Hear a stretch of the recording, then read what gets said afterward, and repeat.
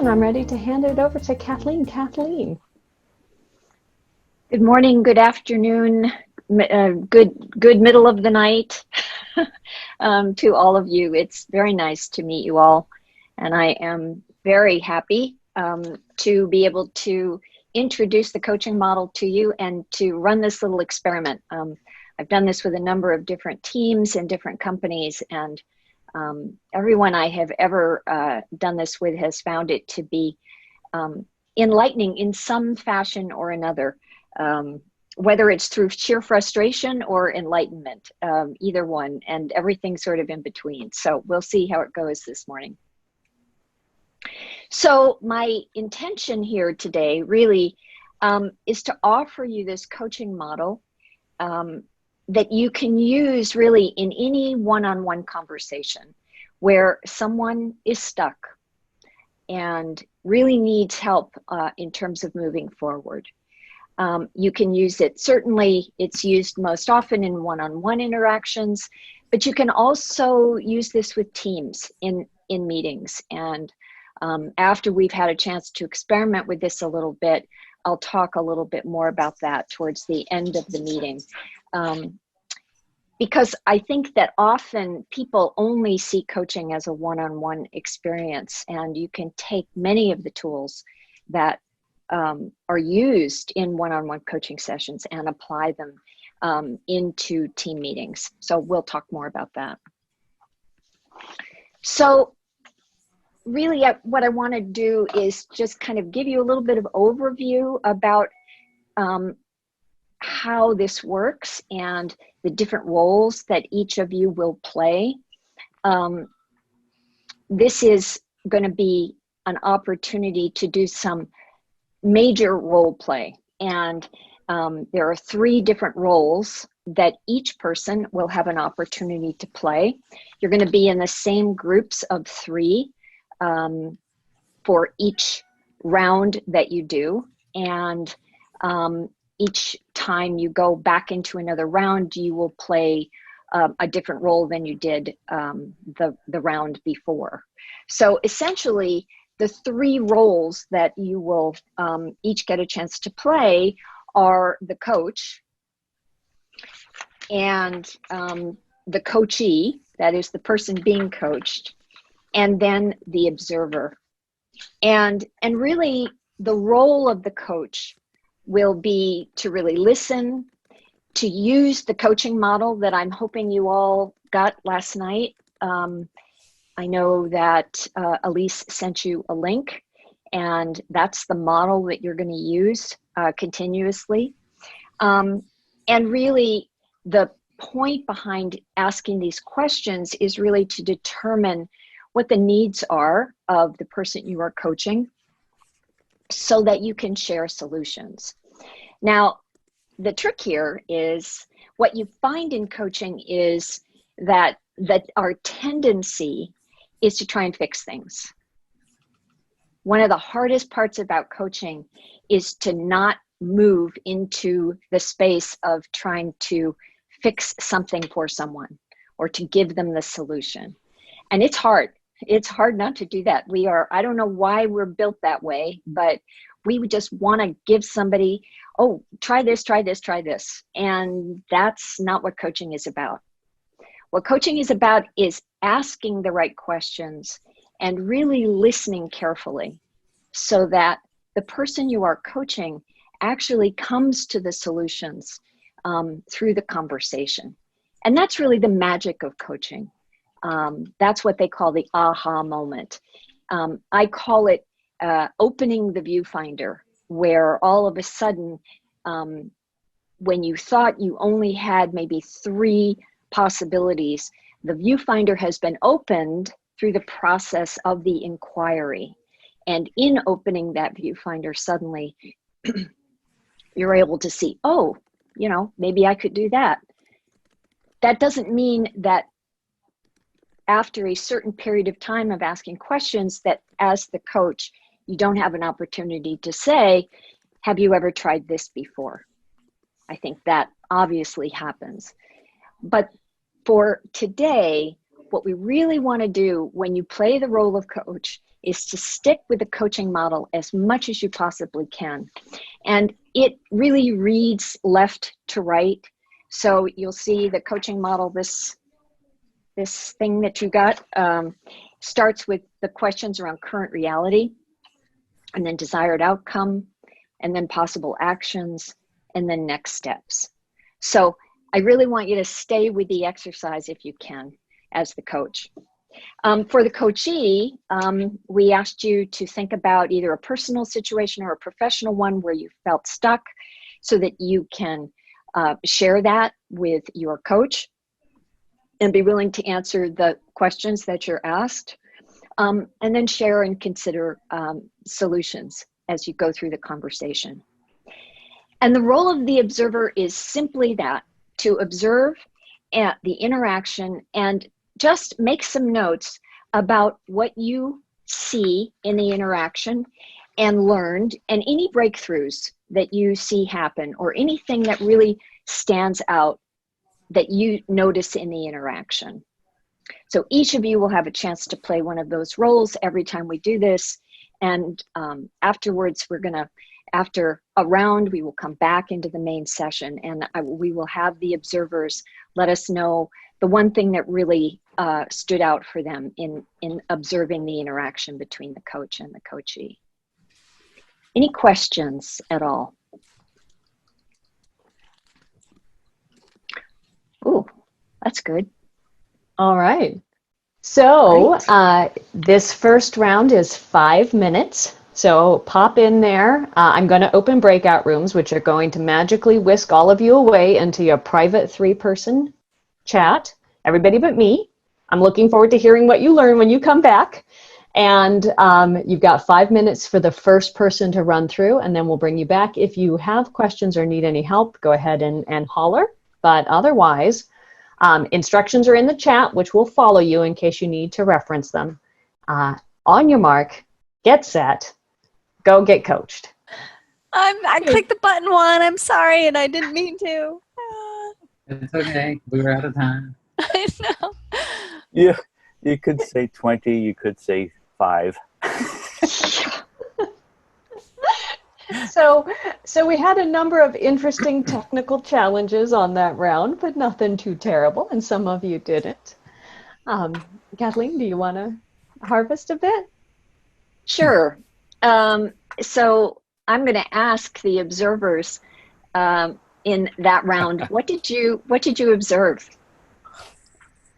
What did you observe in terms of the interaction, and what did you observe about yourself? And just give me a top one thing that really stands out in your mind. I observed it takes time to get the story out. It takes time to, suss out the facts and the feelings about that.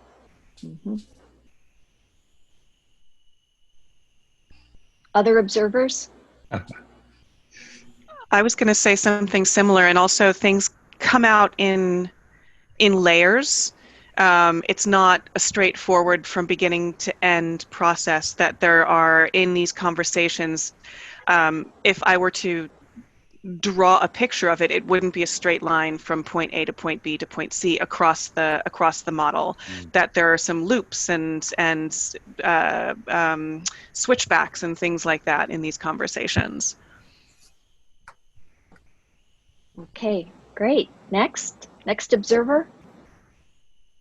Well, I observed an internet problem and missed the statement of the problem, but got in on part of the discussion, which then turned into frustration over how short the session was. I think that was my greatest observation as well as the observer, is I just really started to get into it, and suddenly I didn't have enough time. So Elise, you and I are going to shift gears here, and the next round's going to be 10 minutes and not 5. And I promised the person I was coaching I will come back and give you some feedback. We can work on this a little bit more, because it's a very interesting issue that was raised. Anyone else? Any other observers that didn't have an opportunity to share? We didn't have an observer, so There were just two of us, so we. Aha. Okay. Yeah. I don't know. Juan, did you observe anything? Yes. While you So- were in the Yeah. interaction, what did you see? I think that asking questions is really important and crucial to getting all of the story out. And I think that Kate was really good at that. Great. So for this next round, Kathleen, shall we send them in and have them do 2 rounds back to back without coming back in between? So the next 2 rotations? Let's do 10 minutes and then come back. Okay. I think that might be worth it. All right, great. So what we're going to do, folks, Nan, if you have no objections, I'm going to put you in with Kate and Juan so that they have a group of 3. Would that be all right? Oh, that's Okay. fine. Because we lost one, and the internet seems to have stabilized. So now we have groups of 3, honest to goodness, and this time you have 10 full minutes. So, Works. are we ready? Okay, on your mark. And make sure you change roles. Oh, yes. Yes, that's really important. So Nan, for example, you were the person who was supposed to be coached, but unfortunately we didn't have enough time. So, but then this time around, you'll be either the observer or the coachee. So I will allow, however you work this out in your groups, make sure you play a different role this time. Okay? Great. All right. 1, 2, 3. Welcome back. Yeah. Thank you. That was a lot longer. Did it feel appropriately longer? Mm-hmm. Good. Great. Okay, good. I think everybody's back. All right, observers, what did you observe? One thing that really stood out. One of the things I have 2. Can I give 2? Absolutely.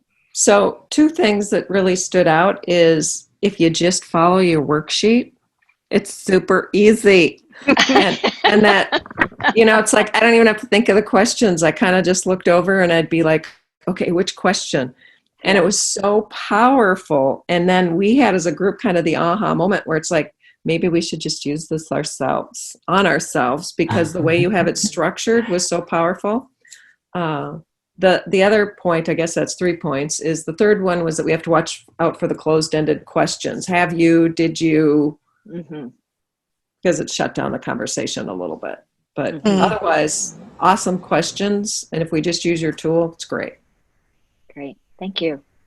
Good. And Nan, I owe you some coaching, so we'll figure that out. No, I'm quite serious. Afterwards, we'll figure it out. Okay.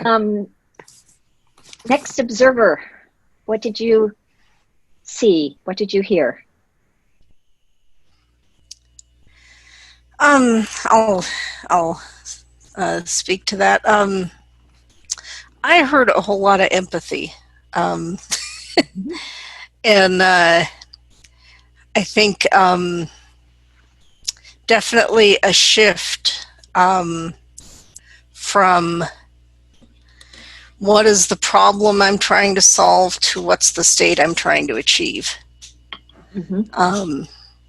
And 10 minutes actually still felt kind of short. Yeah. But yeah. Yes, you begin to understand why most coaching sessions are an hour long. It takes a little time. So great. Thank you, Amy. Next observer. So I got to observe a full session this time and saw a master class happening with Sarah presenting her problem and Patty coaching. And I think the questions really did lead to an aha moment by the end that they would have enjoyed more time. But I thought it seemed to be pretty productive exploration and reflection on the problem that led to some other possibilities for the future. So I thought it was really beautifully done. Great. Yeah. Great. Isn't it also encouraging to realize that you all have coaching abilities? It's true for humans. I mean, it's nice to have the training and do all the education, but honestly, if we just really very consciously listen carefully to someone, it's amazing how much we can assist them by that inquiry of those questions. Let's see. Any other observers? I think that's it. Yes, that's it. Free. Okay. So we have one more round. We do. So don't forget to change roles. Whatever role you didn't play the first 2 times, this is your opportunity. So you'll have 10 minutes again, and then we'll come back. All right, and I need to really quickly, what I'm going to do is one of you is going to be one shy for just a second, but don't worry, we'll fix it. All right, off you go. 10 minutes. So welcome back. Final set. Yes. Okay. Everybody's back. All right. Mr. Skeleton. Observers. Oh, is he back? He'll pop back as soon as he figures it out. Yeah. Okay. All right. Observers. What did you see? What did you hear? Again, Star. Yes, please. Yeah. It was really interesting to see how Amy was able to provide the space with something that started very serious, but she provided the space in a way that Ali, at least that's what I sense. Mm-hmm. She felt like relaxed. There was a little humor too. I remember when she said, "At least you know who your boss is," so that changed the conversation right away. And I noticed at that moment there was a connection between Amy and Ollie. And little by little, with the questions, and Ollie was able to gain this courage, this determination. Mm-hmm. Even her voice sounded so positive and determined. And I remember she said, "I'm going to go to the office and say, this is the job description that I want to get." The determination. Yay! Wow, it was really interesting to see that. And Amy, really, she conducted in a way that was like a conversation. And I liked that very much. Yes. Right. That's great. The more familiar you become with the questions, the more you're able to ask them with your own signature style, in your own way, which is really lovely. You stay with the structure, but they become your questions. So great. Thank you. Next observer.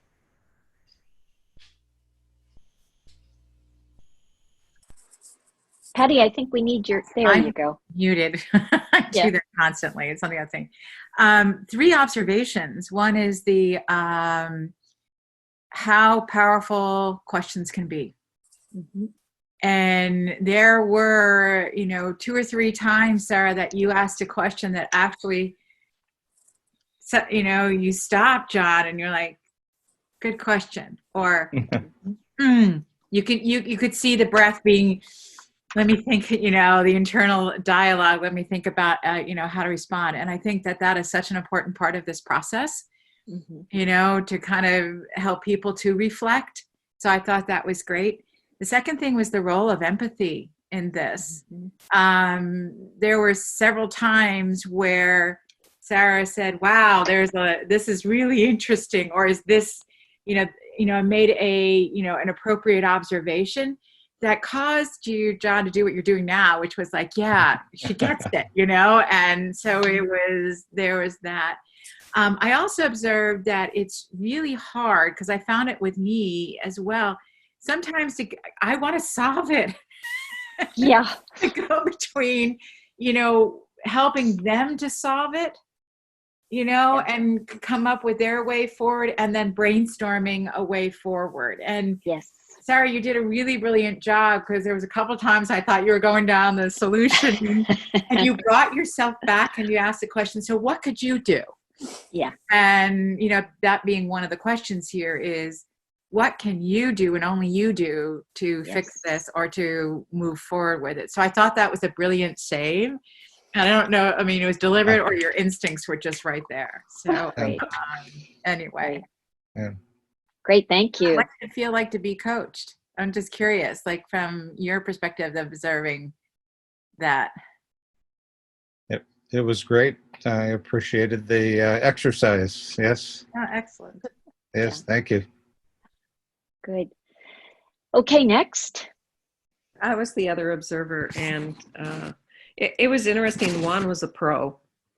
You know, it was, he was, I mean, he just picked up on the questions, and just, as someone said earlier, it became very conversational between Juan and Kate. I was just watching the two, and it was like, I felt intrusive because my picture actually was showing up in the middle, and I'm like, oh, I'm intruding, because it felt truly like such a powerful conversation.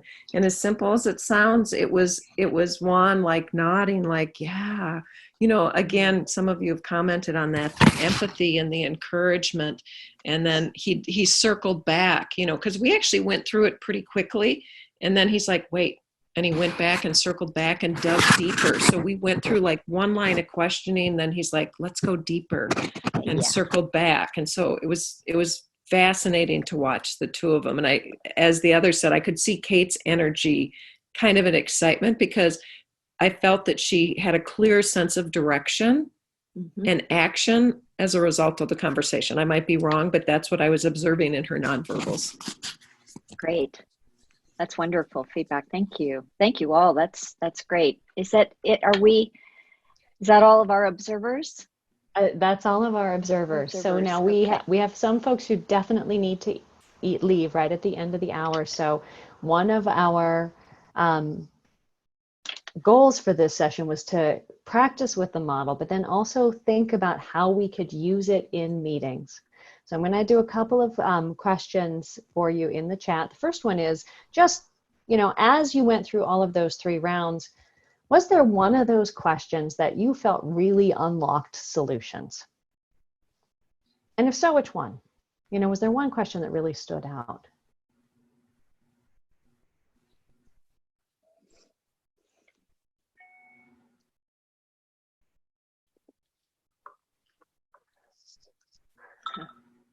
You could do anything and not fail. Wow. Yeah, that's powerful. There it is again. Yep.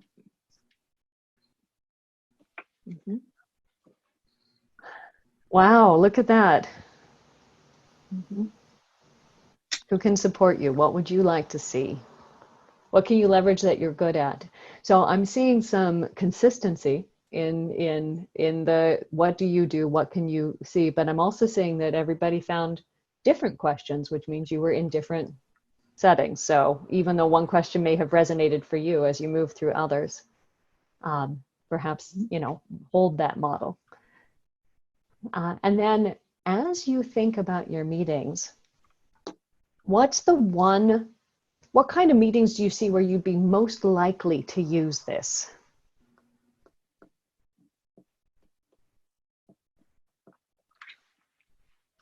One-on-ones, right? That's just sort of the obvious one, the one-on-ones, the performance reviews, the manager to employee things.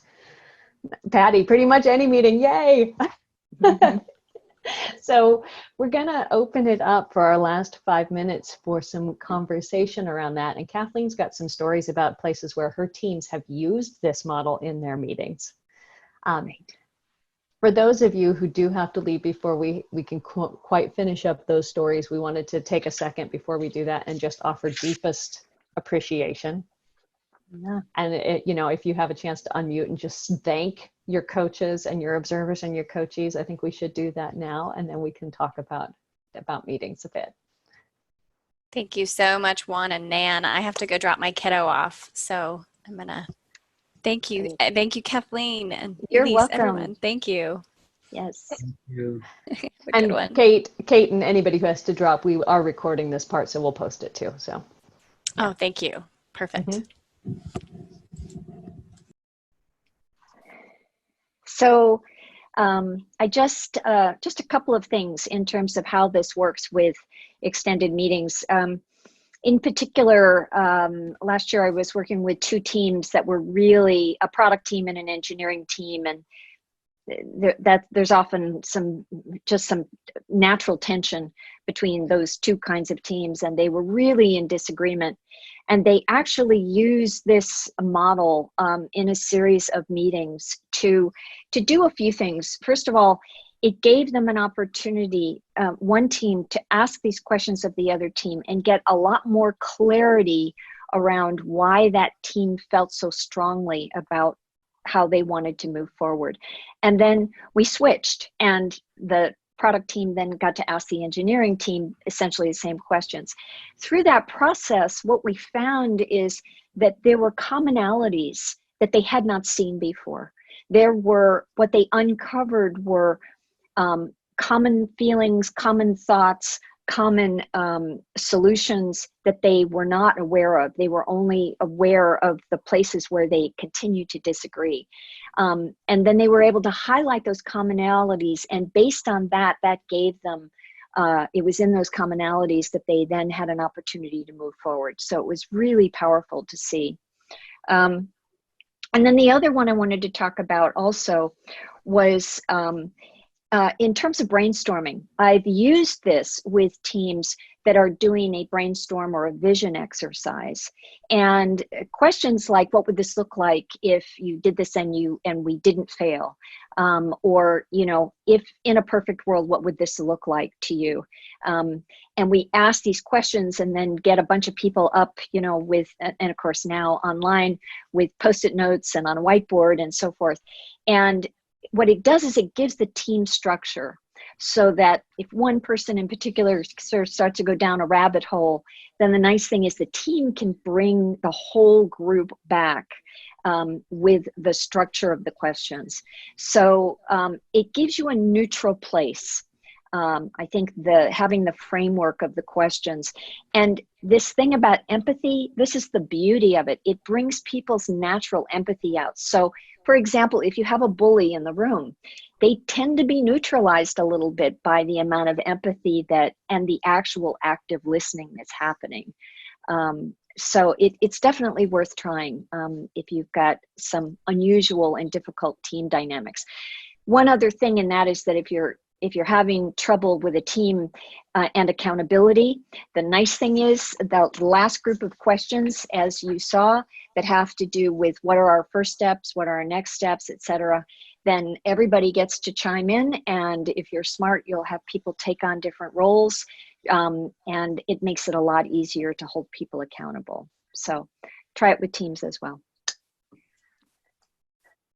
Does anybody have any reflections or questions they'd like to ask at this point? Oh, that's great. Okay. Thank you. So, final round, one key takeaway. What is your key takeaway? And I would love if you'd unmute and just quickly go through. Nan, you've got great takeaways, and I know. Do you want to share them out loud?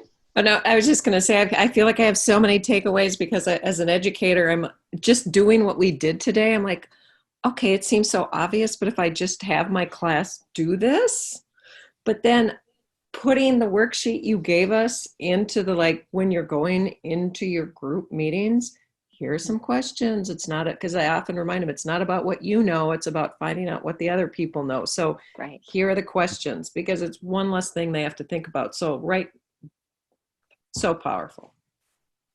Wonderful. Yeah, go ahead. Nan, would you like to nominate the next person? Why don't we just nominate each other for our takeaways that way? Amy. I think I'm astounded that this. You're hard to hear. I'm sorry. That's all right. No, I was astounded that the script with, I think on most of our parts, no particular training was so effective. And at how it's possible to be effective while keeping your own opinions out of it as a coach, or at least explicitly out of it. So,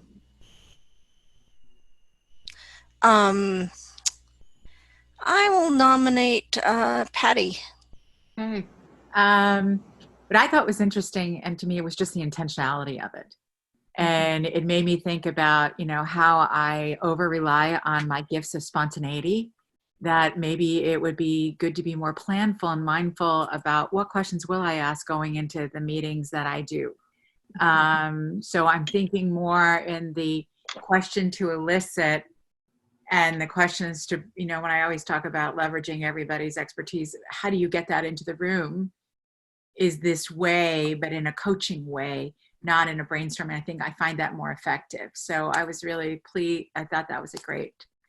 So I am going to ask, how about Miguel? Well, thank you. What can I say? Very revealing session, I guess, today, an experience for me to realize that I think all of us have the answer just in front of us, but we don't realize it. Yeah.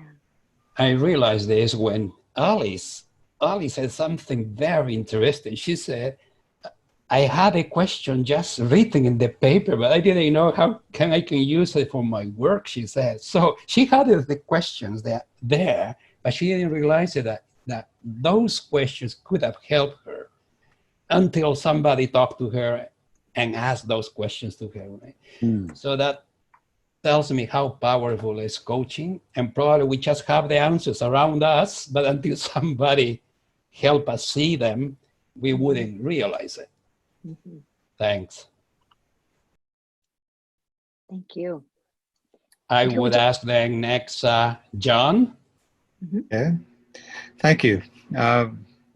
Well, I was blessed to get to observe Patty in the coaching situation because it seemed so organic. It just flowed, and she really did pull things out of the problem that I thought were masterfully done. She did certainly follow the structure of the model, but it was very much conversational and a deep dialogue that I really was inspired by. Like, how do you get that comfortable digging into this within the structure? So it was really nice to see it beautifully applied, and I thank you.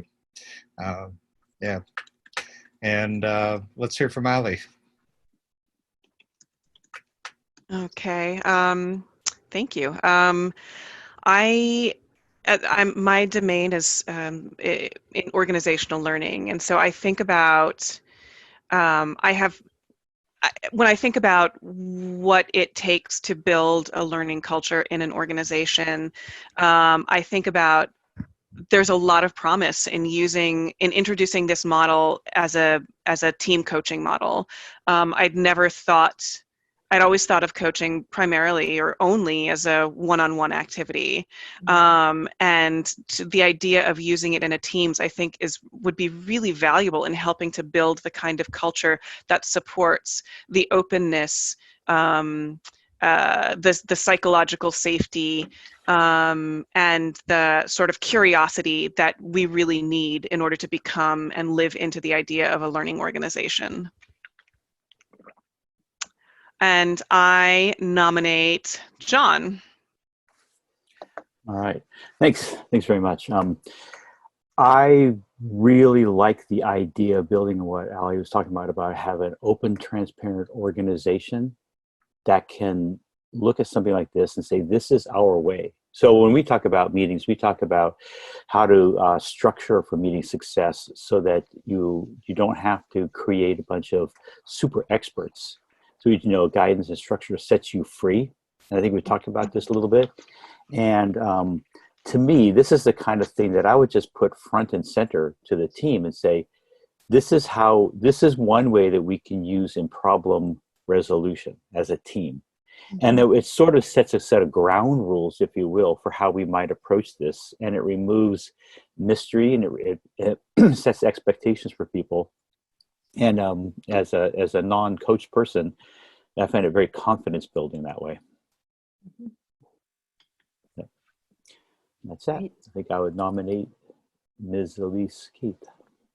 I didn't participate at all, so my big takeaway is that it's wonderful to listen to you all. And Kathleen, thank you so, so much You're for welcome. agreeing to spend this time with us and bring that in a hot, summer morning.